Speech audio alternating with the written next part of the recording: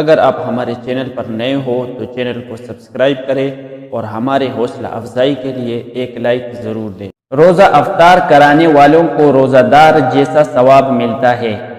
حضرت زید ابن خالد رضی اللہ تعالی عنہ سے روایت ہے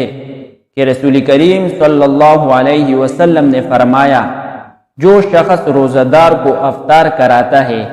یا کسی غازی کا سامان درست کرتا ہے تو اس کو اسی کا ثواب جیسا ثواب ملتا ہے۔ مطلب یہ ہے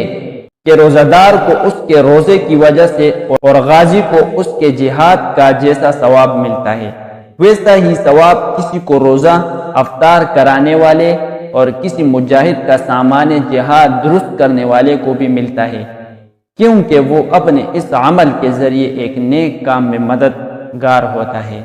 حضرت ابن عمر رضی اللہ تعالی عنہ کہتے ہیں کہ نبی کریم صلی اللہ علیہ وسلم افطار کرتے تو یہ فرماتے، پیاس چلی گئی، رگیں تر ہو گئی، اللہ نے چاہا تو ثواب ثابت ہو گیا۔ اس ارشاد گرامی میں امت کے لیے عبادات کی ترغیب ہے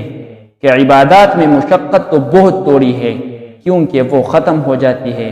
مگر اجر اور ثواب زیادہ ہے اس لیے کہ وہ باقی اور ثابت رہنے والا ہے۔